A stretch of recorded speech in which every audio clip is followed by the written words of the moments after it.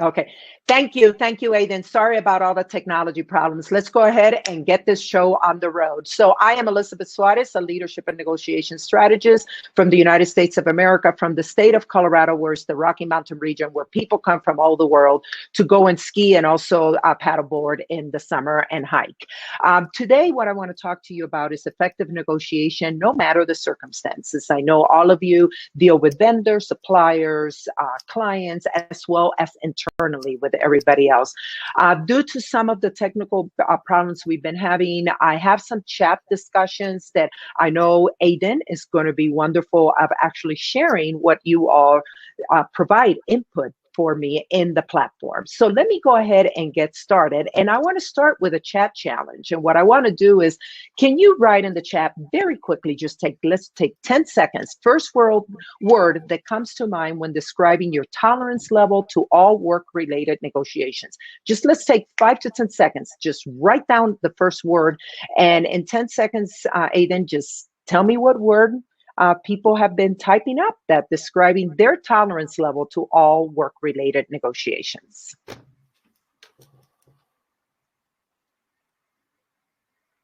Yeah, we're just waiting for people to. Okay, go ahead. Frustrations going through. Okay, perfect. Stressful. Stressful. Another response. Yes. Yeah. Yes. Let's listen from a couple more, and then we will move forward. So frustration, stressful, what else?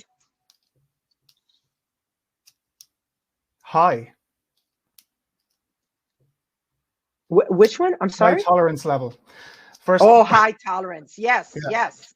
Thank you for answering the question perfectly. Very high tolerance level. Well, based on that, what I want to do today is I actually want to share with all of you very quickly what are the realities we're seeing today in negotiation, and today meaning when it comes to the pandemic, having all of us continue to deal with this pandemic for over a year.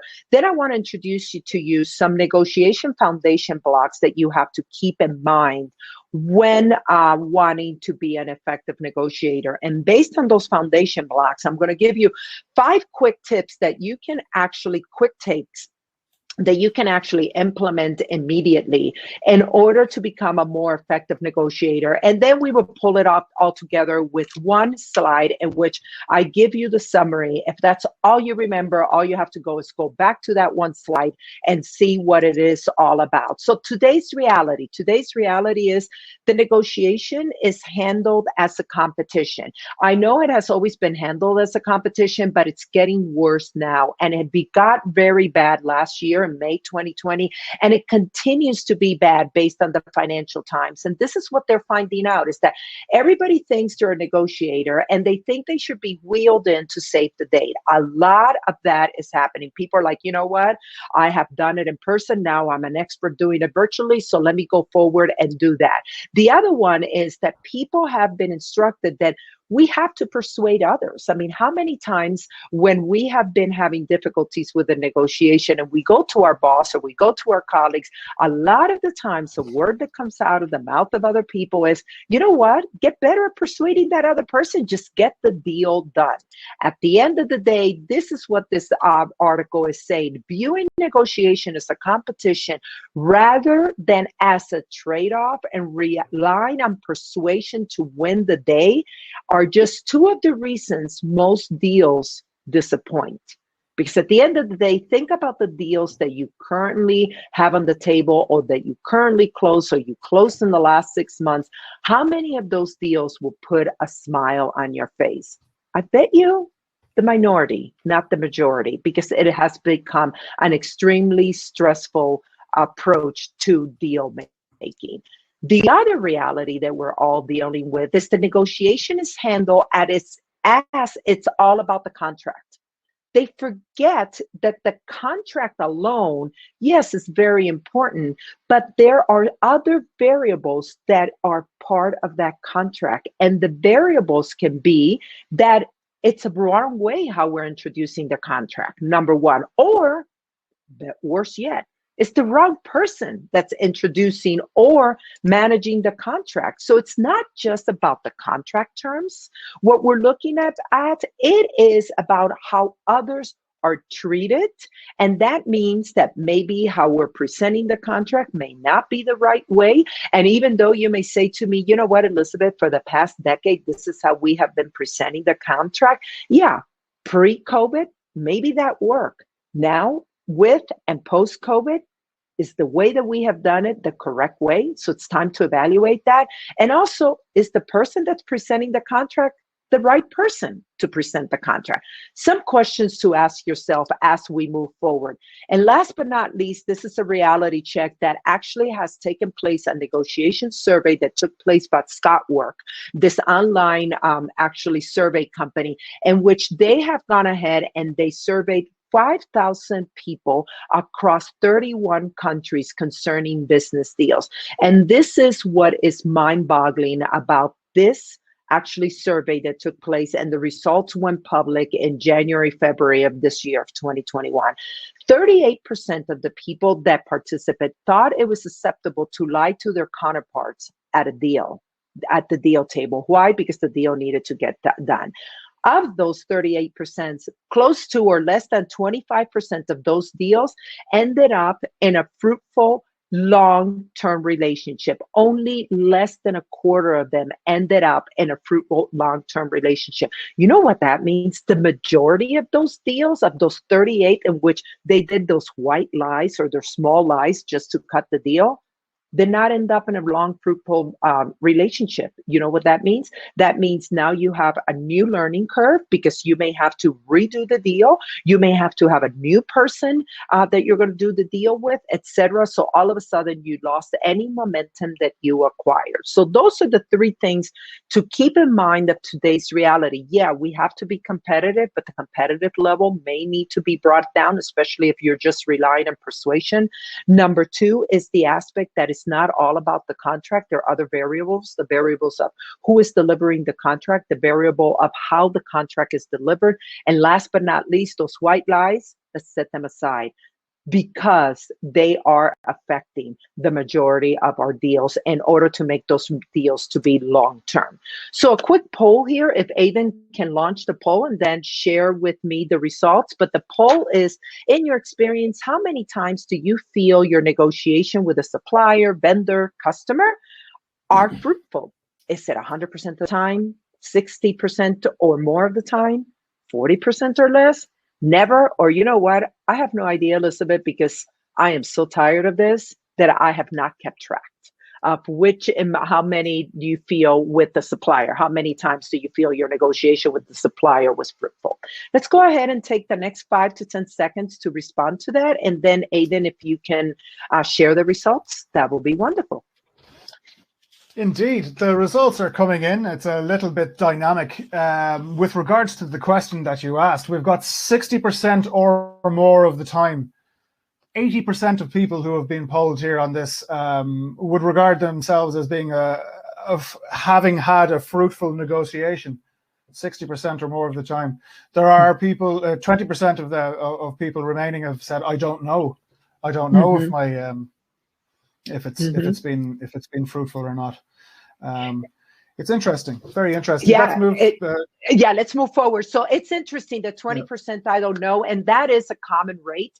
But what's really great is the 60% or more feel that it has been fruitful. So now let's focus on these foundation blocks and these quick takes to see if we can get that 60% even closer to 100%. So the first one is that any effective negotiation must go from being static to dynamic. And those people that feel that they have had fruitful deals is that many times they are viewing it as a dynamic encounter, meaning that it's not just a one time that you're cutting the deal, meaning that you are going to establish a relationship. And if you need to alter the deal as it goes along after you have cut the deal, you are willing to reopen the negotiation in order to make it fruitful for both sides. So that's where it goes from being static to dynamic. You can't view the deal making as a one time, we're done, and we move forward. It's actually that needs to continue to be done.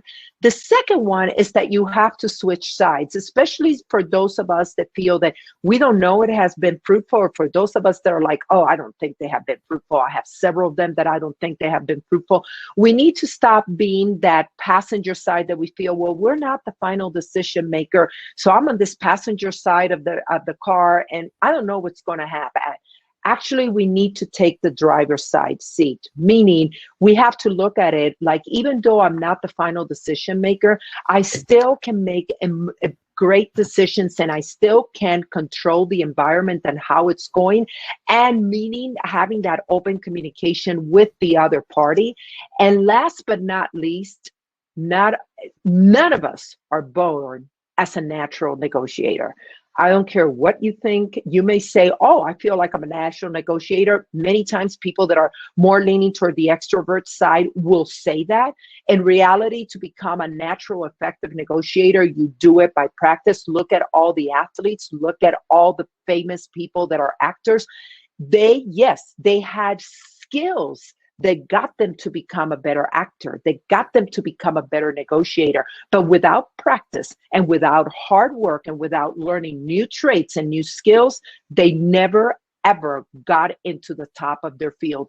Any famous actor and athlete will tell you that. It's a lot of practice. It's a lot of hard work. It's the same with negotiation. You can be a deal cutter, but you can be a more effective deal cutter with being a more practical and actually practice and doing everything. So let's start with the 5 quick tips on how you can become this effective negotiator. And one of them is ask the other party tons of questions. And I am just going to take the liberty here of identifying 7 questions that I actually use, that I actually have seen some of my clients use. And these negotiations, as you can see, I view it as it's your research time.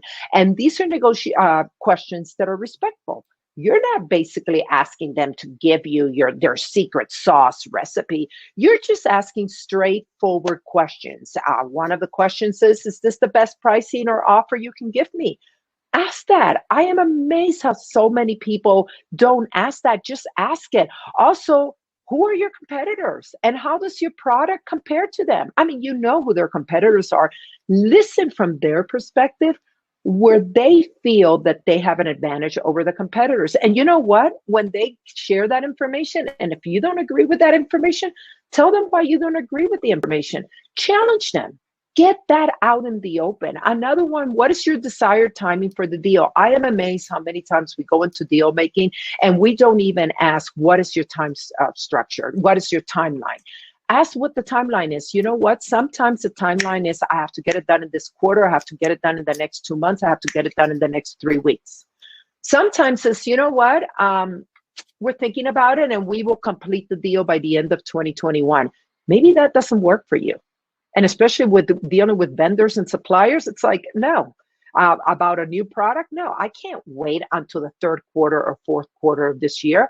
So basically, these are some questions to ask. I know that we are running out of time. So in lieu of time, I am going to basically jump the chat challenge that I have of asking what other questions you have asked individuals. But the other quick tip that I would like to share with all of you is be the first to draft an agreement. And it's many people will tell me, oh, I don't want to open my kimono, but these are some reasons that why I tell you of draft an agreement. Allows you to illustrate how the deal should be structured.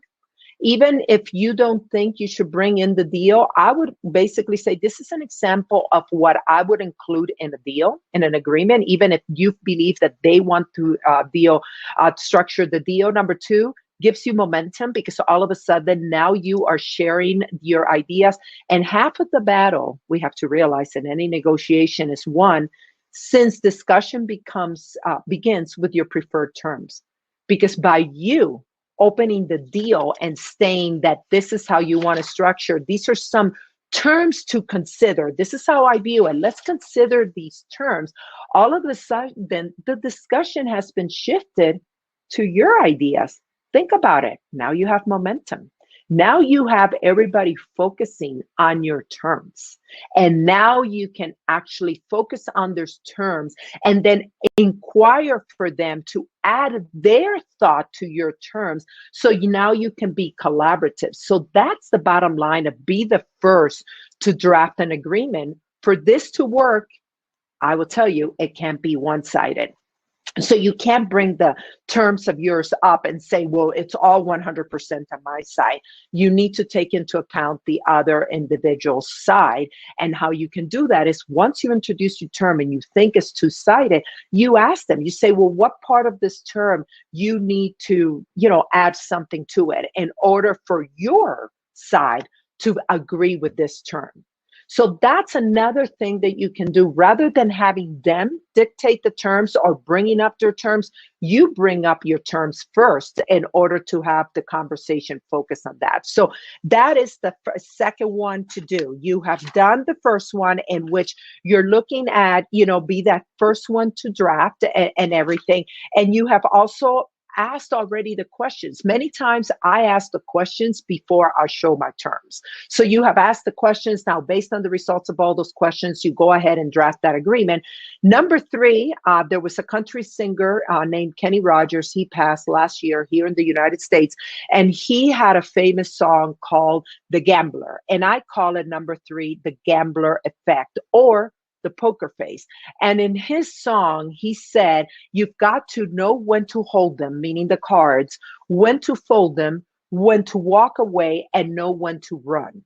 And that is the bottom line that I'm saying with this third quick tip is the bottom line. Every deal may not be the right one. So you may have to hold that poker face and show that poker face. So you know how many terms are you going to hold to yourself. When are you going to say, you know what, I am out of the deal, so I'm going to walk away, or simply say, I need to get totally out of the deal. I can't even walk away from that deal and consider another one. We are done with everything. So that's another one, and I call it the gambler effect, where you're playing that poker game and you're trying to say, should I stay in? And if I stay in, for how long do I stay in? How many terms do I collaborate and compromise on in order to cut the deal? So that's the quick tip. Number three. Number four is what I call the balancing act. And I view it in two ways. I view it when you're negotiating at that table or at that room, at that virtual room, or outside the negotiation. And there are a couple things that you need to do on each. Let's focus on that in the negotiation. In the negotiation is this listening versus speaking less. Bottom line, listen more than you speak. If you are speaking like how I've been doing in this webinar, all of it, that is not a good deal. I always say a 2-for-1 ratio. Listen twice more than what you speak. Why? Because when you speak, you will be more in tune with what's going on, and you can use similar language. So by listening, write down the words and the phrases that that other individual is really repeating over and over again. So when it's your time to speak, guess what? Use the language that that other party has been using. And studies have shown that when you do that, people feel more comfortable listening to their own words and their own phrases. So with that, reframe the statement and the offer, because now all of a sudden you listen more than you spoke, you use their terminology, and now based on that, you can reframe the statement, the offer, or the term. And now all of a sudden you present it to them in a collaborative way, but it's still your term. So that's what you're going to do. That's the balancing act you need to do when you're at the negotiation discussion. Outside the negotiation discussion, don't talk shop.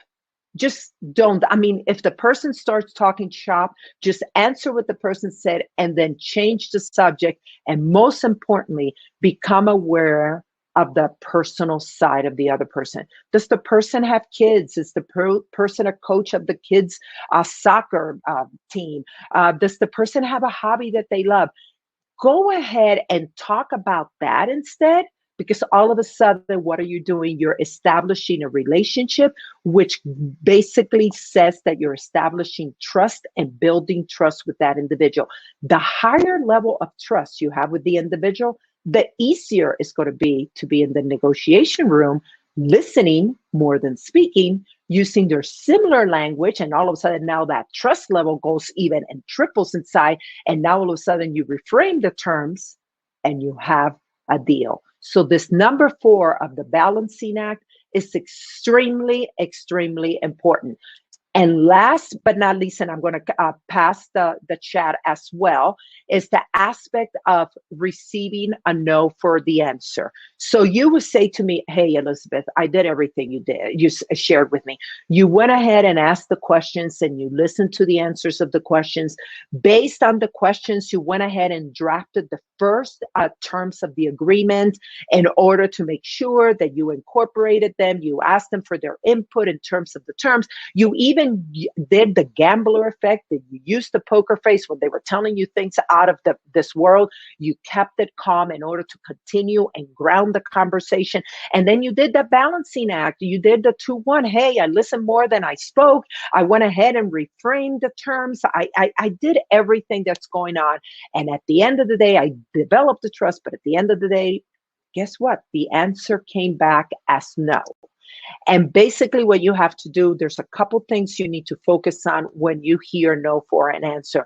Realize that the other person doesn't think about your situation 100% of the time. You have been thinking about these terms and these deals from your perspective the entire time. Yeah, they may have been thinking about the deal and the terms, but from their perspective, nobody in this world has the same perspective. So that's number 1.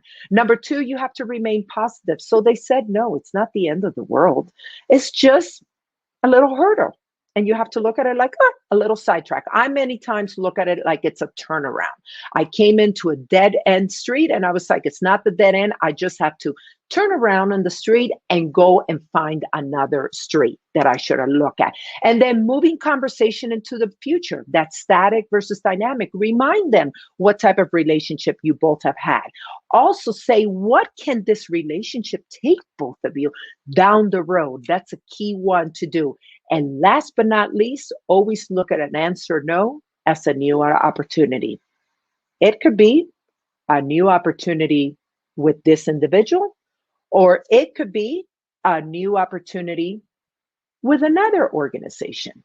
So once again, as you can see, these are 5 quick tips that I want to put them all together for you that will help you basically with the next deal you have. Number 1, negotiation is a dynamic effort resulting in good ongoing communication. Don't expect that, oh, I'm going to negotiate with him or her and then I'm done. Yeah, maybe him or her changes, but you're still negotiating with that entity. So you have to have a good ongoing communication with that entity. Don't look at the entity just as it's one individual. The entity is multiple individuals. So you have to develop that ongoing communication with that multiple individual, that entity. Embrace more listening than talking. And I do the 2 times 1. You listen twice more than what you talk. If you don't know if you're listening more than you're talking, time yourself on your phone when you're talking to that individual. Look at how many minutes it took or seconds. And then double that and say, now that's the time I'm going to take to listen to the other person. Number 3, poker face is a must. I'm sorry to say it. Will help you determine when you must walk away. Don't, since the beginning, if somebody says something and it's out of this world, you roll your eyes and you're like, okay, I'm done. Because you did not take the time to continue listening to that individual. And maybe it was worth to have the poker face of just looking at the individual, start asking more questions, gather more information, and then realize, I just have to reframe how this term was presented to me. That's all we need to do. So hence the reason of that poker face. However, at the same time, realize I need to walk away if this is not getting to the point where it needs to. And then share your draft of the agreement first. It does help to mold your future discussion. Maybe they are the ones that have the agreement because they are the supplier.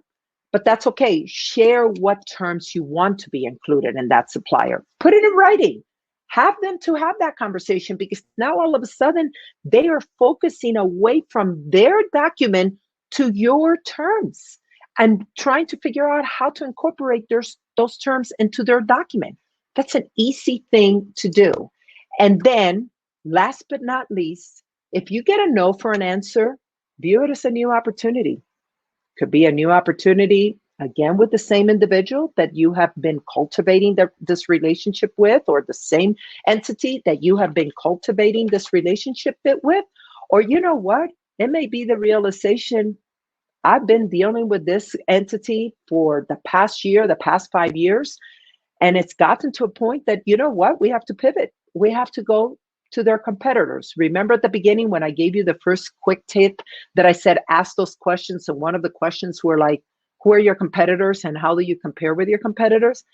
It is great to hear from them who are their own competitors, because all of a sudden now they are validating your research of knowing who are the other competitors and validating how they view themselves against the competitors. Remember that answer. Maybe this is the time that you say, you know what? I'm going to go and talk to one of your competitors because this relationship has gone south. So these are 5 key points that I want you to keep in mind. Keep that conversation dynamic. Embrace listening. Listen twice more than what you speak. Have that poker face, because you may need it in order to see if you want to continue the conversation or if you want to stop it. Share your terms. Focus that discussion away from their term sheet and put it on your term sheet. So that way, all of a sudden, it's focused on you. And remember, a no is a new opportunity. So with that, I know we're coming to an end, but I want to be able to give you the opportunity, because originally this was going to be a good time to give you an answer and question moment. So I would like to go ahead and open it up. And I know, Aiden, once again, if you can go ahead and share with me any questions that people have. And I would like to take the next couple minutes that we still have people here. And I am able to stay longer than this, the time. So don't worry about that. I am here to stay longer than the 4:30 time. That's fine. Unfortunately, we seem to have lost 1 or 2 people in the transition from room to room, but that's okay. You can even stop sharing the screen there, and the 2 of us can field some questions. It's always been it's always been. You can stop the whole thing entirely and bring us both up there if you like. Yes, hold on a second. Turn screen off. Okay, are you on? I'm here. Okay, perfect. Hi, hey. Hey, there you are. We've been talking a lot over the past, this Reignite series that we've been doing with people, and the previous one and the one before Christmas as well. It's such a beautiful collection of little vignettes or of little episodes of people, wonderful people like yourself, who have literally just taken time out of your day to come and help people who are on their knees, and to try and impart some of the wisdom that you've accumulated over the years to help people get their own businesses on track. Everything from the small mom and pop pubs down the country to the big hotel chains that are that equally, like all of these people, have a wonderful part in our lives. And the negotiations that we talk when we're talking about closing deals, etc., they're very important. But it's the internal communications that we have with each other among staff. And while we were waiting for you, we were waiting for the connection to be reestablished across the pond, I was talking about like negotiation. Were we more collaborative negotiators? Were we more assertive in how we do things? We've had so many talks about personal development here, and I just. You've obviously have a wealth of experience learning how to negotiate and talking to people negotiating. Have you found that people wearing masks? Have you found that it's different now that where we wear a mask? Where does it change the nature of negotiation? Do you think? I think that we have to be more conscious of? I think first of all, the main thing that has changed it is that we've gone all virtually. So we cannot really work the room. I mean, that is gone. Even with masks, you follow the CDC guidelines, you can't work the room. I mean, yes, I've been in negotiations that have been in person. First of all, not everybody is in the room. It's only the decision makers that are in the room. And you have to be 6 feet apart. You can't even shake the person's hand, that you can't even approach the person. So you come in and they give you an assigned seating, and then you have the discussion. So it's not the mask, it's the environment of the pandemic, that everything that we were accustomed of doing has changed radically. And that's why I was looking at these 5 quick takes or quick tips for people to realize that you need to basically, the game has changed. And even though I'm in the United States where the vaccination rate has been faster than in Ireland, it's never going to go back to how it was before, because a lot of people in the decision-making power level, they have enjoyed that their power has really, really helped.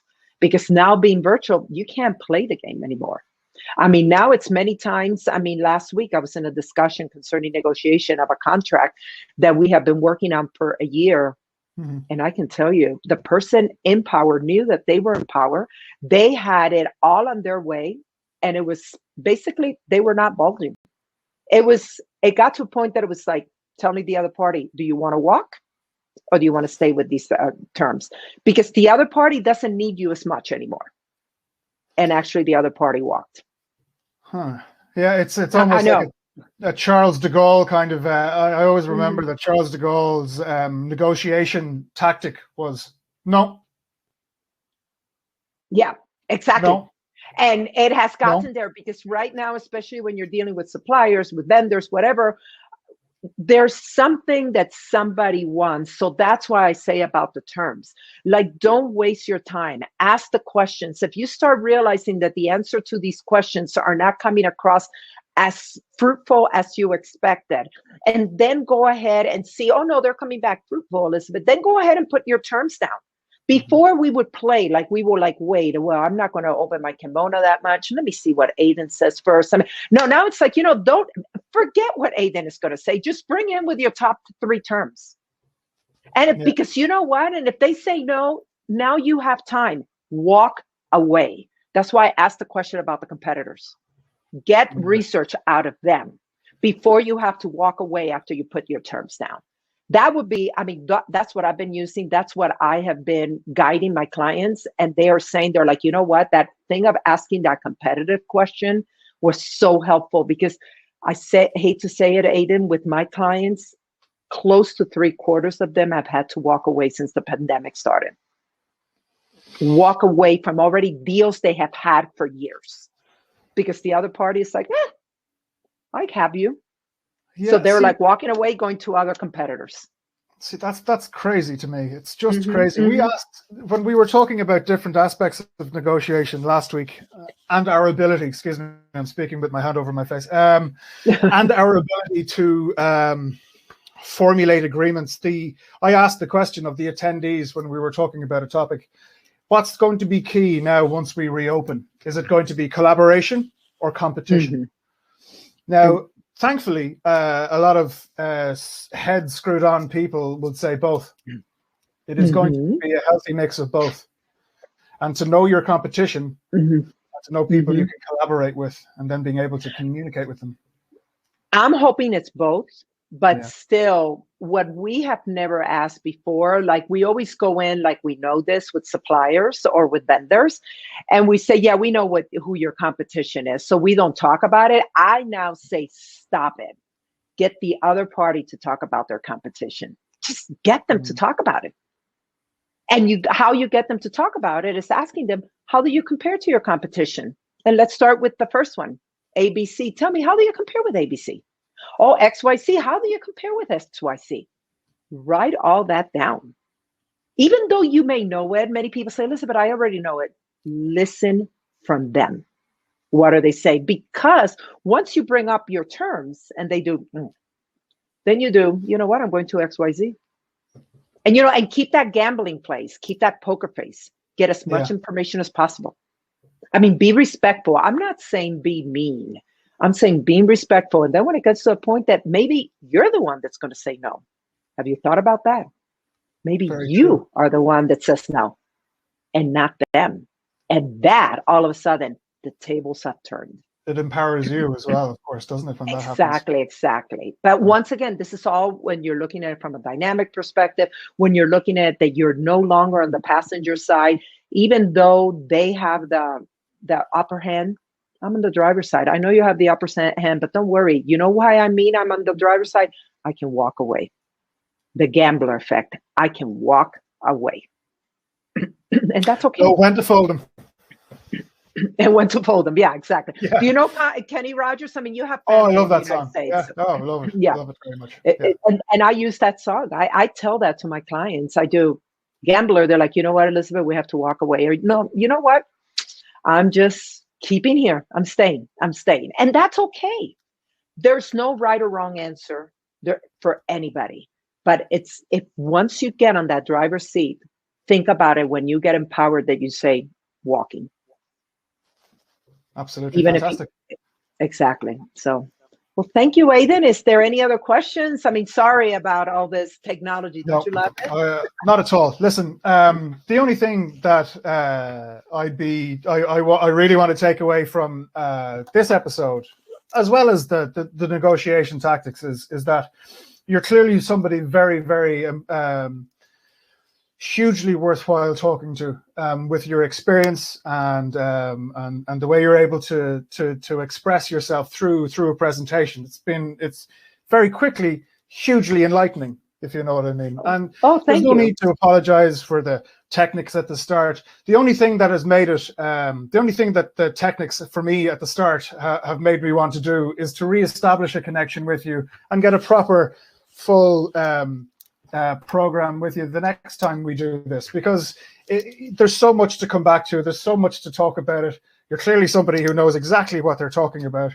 So on behalf of Trained In, SkillNet's for Taste for Success, all our attendees at home, if anybody would like to get anything more from Elizabeth, or anyone would like to have any thoughts or anything at all, wealth of information, please contact us at Trained In.